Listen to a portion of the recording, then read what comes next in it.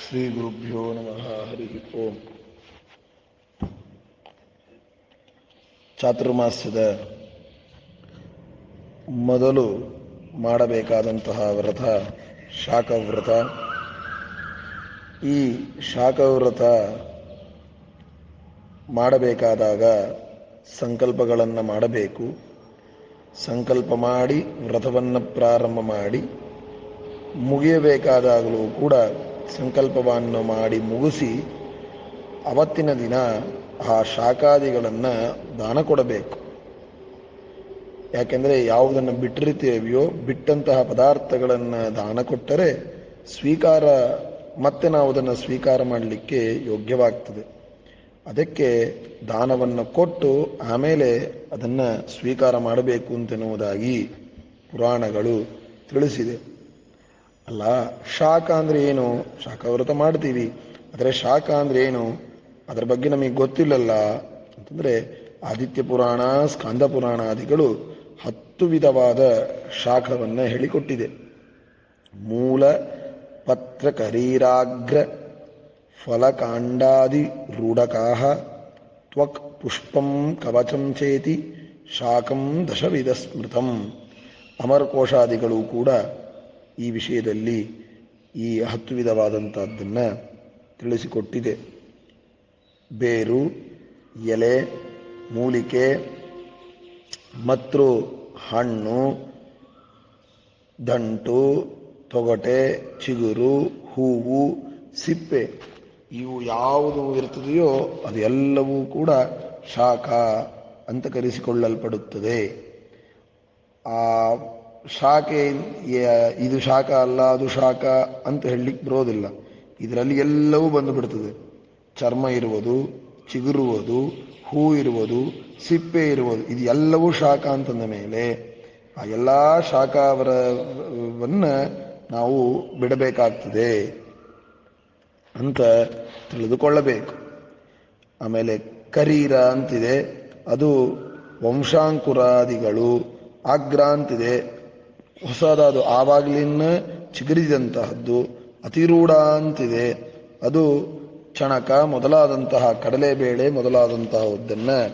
ಅದಕ್ಕೆ ಕಡಲೆಬೇಳೆಗಳನ್ನು ಕೂಡ 4 ತಿಂಗಳಲ್ಲಿಯೂ ಬಿಡುವಂತಹ ಸಂಪ್ರದಾಯ ಒಂದಿದೆ. ಅಥವಾ ಟೀಕಾಕೃತ್ಪಾದರ ಆರಾಧನೆಯನ್ನ ತನಕ ಬಿಡುವಂತಹ ಸಂಪ್ರದಾಯವೂ ಕೂಡ ಇಲ್ಲಿ ಇರ್ತಾ ಇರುವುದರಿಂದ ಈ 10 ತರಹದ ಆ ಶಾಖೆಯನ್ನು ನಾವು ಅವತ್ತಿನ ದಿನ 1 ತಿಂಗಳು ದಿನ ಅದನ್ನು ನಾವು ಬಿಡಬೇಕಾಗ್ತದೆ. ಅದನ್ನು ಬಿಡುವುದರಿಂದ ನಮಗೆ ಆ ಶಾಖಾದಿಗಳನ್ನು ಬಿಟ್ಟು ಅದಾದ ಮೇಲೆ ಶಾಖಾದಿಗಳನ್ನು ಸ್ವೀಕಾರ ಮಾಡಬೇಕು ಅಂತೆನ್ನುವುದಾಗಿ ನಾವು ತಿಳಿದುಕೊಳ್ಳಬೇಕಾಗಿದೆ. ಮತ್ತು ಕೆಲವೊಂದು ಪ್ರಮಾಣಗಳಿದೆ. ಅತಸಿ ತುಳಸಿ ಚೈವ ದಾತ್ರೀ ಚೂತ ಫಲಂ ತಥಾ ಗ್ರಾಹ್ಯಾನ್ನೇತಾನಿ ಚತ್ವಾರಿ ವಿಷ್ಣೋಕ್ತಂ ಯತಃಪುರ ನಾಣ್ಯತ್ಕಿಂಚಿತ್ ಸಮಾಶ್ನೀಯಾತ್ ಭುಕ್ತ್ವಾ ಚಂದ್ರಾಯಣಂ ಚರೇತ್. ಅದರಿಂದ ಅತಸಿ, ತುಳಸಿ, ಅಗಸ್ತಿ ಸೊಪ್ಪು, ತುಳಸಿ, ನೆಲ್ಲಿಕಾಯಿ, ಮಾವಿನ ಹಣ್ಣು ಇದು ಎಲ್ಲವೂ ಕೂಡ ಬರ್ತದೆ ಅಂತೆನ್ನುವುದಾಗಿ ತಿಳಿಸಿಕೊಟ್ಟಿದ್ದಾರೆ. ಆದರೆ ಸಂಪ್ರದಾಯದ ಪ್ರಯುಕ್ತವಾಗಿ ನಾವು ತಿಳಿದುಕೊಳ್ಳಬೇಕಾಗ್ತದೆ. ಇಲ್ಲಿ ಒಣ ಶುಂಠಿ ತೆಗೆದುಕೊಳ್ಳಬಹುದು, ಮೆಣಸನ್ನು ತೆಗೆದುಕೊಳ್ಳಬಹುದು ಅಂತೆನ್ನುವುದಾಗಿಯೂ ಕೂಡ ಹೇಳಿದ್ದಾರೆ. ಮತ್ತು ತೆಂಗಿನಕಾಯಿ, ಖರ್ಜೂರಗಳನ್ನು ಕೂಡ ಉಪಯೋಗಿಸಬಹುದು ಅಂತೆನ್ನುವುದಾಗಿ ಅವರು ವ್ಯಾಖ್ಯಾನಕಾರರು ಹೇಳಿದ್ದಾರೆ. ಏವಂ ನಾರಿಕೇಲ ಖರ್ಜೂರಾದಿಷು ಯತ್ರ ಅನ್ನ ಸಾಧನಾಭಾವ ಶಾಖತ್ವೇನ ಪ್ರಸಿದ್ಧ್ಯಭಾವ ವಾ ತೇಷಾಂ ಶಾಖವ್ರತೆ ಭಕ್ಷಣ ನಿಷೇಧೋ ನಾಸ್ತೀತಿ ಜ್ಞೇಯಂ. ಅದರಿಂದ ತೆಂಗಿನಕಾಯಿ, ಖರ್ಜೂರಾದಿಗಳನ್ನು ಕೂಡ ತೆಗೆದುಕೊಳ್ಳಬಹುದು ಅಂತ ಅದು ಒಂದು ದೃಷ್ಟಿಯಿಂದಲೂ ಕೂಡ ಹೇಳಿದ್ದಾರೆ. ಆದರೆ ಕೆಲವು ಮಠಗಳಲ್ಲಿ ಕೆಲವೊಂದನ್ನು ಉಪಯೋಗಿಸ್ತಾರೆ, ಕೆಲವೊಂದು ಮಠಗಳಲ್ಲಿ ಕೆಲವೊಂದನ್ನು ಉಪಯೋಗಿಸುವುದರಿಂದ ಯಾರ್ಯಾರು ಯಾವ ಯಾವ ಗುರುಗಳ ಮಠವನ್ನು ಆಶ್ರಯನ ಮಾಡ್ತೀರೋ ಆ ಮಠಗಳ ಸಂಪ್ರದಾಯ ರೀತಿಯಲ್ಲಿ ಶಾಖವ್ರತವನ್ನು ನಾವು ಮಾಡಬೇಕು. ಕೆಲವೊಬ್ಬರು ಮಾವಿನನ್ನು ತೆಗೆದುಕೊಳ್ತಾರೆ, ಕೆಲವೊಬ್ಬರು ಮಾವಿನನ್ನು ತೆಗೆದುಕೊಳ್ಳೋದಿಲ್ಲ. ಕೊಬ್ಬರಿಯನ್ನು ತೆಗೆದುಕೊಳ್ತಾರೆ, ಕೊಬ್ಬರಿಯನ್ನು ತೆಗೆದುಕೊಳ್ಳೋದಿಲ್ಲ. ಶೇಂಗಾವನ್ನು ತೆಗೆದುಕೊಳ್ತಾರೆ, ಅದನ್ನು ಕೂಡ ತೆಗೆದುಕೊಳ್ಳೋದಿಲ್ಲ. ಹೀಗೆ ವಿವಿಧವಾದಂತಹದ್ದು ಇದೆ. ಅದರಲ್ಲಿ ಯಾವುದೇ ತರಹದ ಸಂದೇಹವಿಲ್ಲದೇನೆ ಗುರುಗಳ ಮಠದಲ್ಲಿ ಯಾವುದು ಸ್ವೀಕಾರ ಮಾಡ್ತಾರೆಯೋ ಅದನ್ನ ಸ್ವೀಕಾರ ಮಾಡುವುದು ಉತ್ತಮ ಅಂತೆನ್ನುವುದಾಗಿ ತಿಳಿದುಕೊಳ್ಳಬೇಕು. ಆದ್ದರಿಂದ ಈ ಶಾಖಾವ್ರತವನ್ನ ಸರಿಯಾದ ರೀತಿಯಲ್ಲಿ ನಾವು ಮಾಡಬೇಕು. ಅಜ್ಞಾನಾದಿವಾ ಮೋಹಾತ್ ಶಾಖಾಹಾರಂ ಪ್ರಕಲ್ಪಯೇತ್ ತದ್ದೇಹ ಕ್ಷಣಸಕ್ಷಿತ್ವ ಕುಂಭೀಪಾಕೆ ನಿಪತ್ತತೆ. ಅವುಗಳನ್ನೆಲ್ಲ ಸರಿಯಾಗಿ ತಿಳಿದುಕೊಂಡು ನಾವು ಮಾಡಬೇಕು. ಅದರಿಂದ ಯಾವುದು 10 ವಿಧವಾದ ಶಾಖೆಯನ್ನು ಹೇಳಿದೆ ಅದೆಲ್ಲವನ್ನೂ ಕೂಡ ಆ 1 ತಿಂಗಳು ಸಂಪೂರ್ಣವಾಗಿ ಬಿಡಬೇಕು ಅಂತೆನ್ನುವುದಾಗಿ ತಿಳಿಸಿಕೊಡ್ತಾರೆ. ಆದ್ದರಿಂದ ಯೋ ಭುಂಕ್ತೆ ನಿರಯಾನ್ ಭುಂಕ್ತ್ವಾ ಪಶ್ಚಾತ್ ಶಾಲೀ ಭಜಿಷ್ಯತಿ ಪ್ರತ್ಯೇಕಾರ್ಥಂ ಪಚೇಚ್ಛಾಕಂ ಭಕ್ಷಂಬಾ ಗುಢಸಂಯುತಂ ಕರ್ತ ಭೋಕ್ತ ನ ಭೋಕ್ತವ್ಯಂ ತೇನ ಚ ವ್ರತಃ ಭವೇತ್ ಅಂತ ಹೀಗೆ ಅವುಗಳ ವಿಷಯದಲ್ಲಿ ಸರಿಯಾದ ರೀತಿಯಲ್ಲಿ ನಾವು ತಿಳಿದುಕೊಂಡು ಆ ವ್ರತಗಳನ್ನು ಮಾಡಬೇಕು ಅಂತೆನ್ನುವುದಾಗಿ ಹೇಳ್ತಾರೆ. ಆಷಾಢ ಮಾಸದ ಶುಕ್ಲ ಪಕ್ಷದ ಅಂದು ಶಾಖವ್ರತದ ಸಂಕಲ್ಪ ಮಾಡಬೇಕು, ಶಾಖವನ್ನು ದಾನ ಮಾಡಬೇಕು, ಆಮೇಲೆ ಶಾಖವನ್ನು ನಾವು ಸ್ವೀಕಾರ ಮಾಡಬೇಕು ಅಂತೆನ್ನುವುದಾಗಿ ತಿಳಿಸಿಕೊಡ್ತಾರೆ.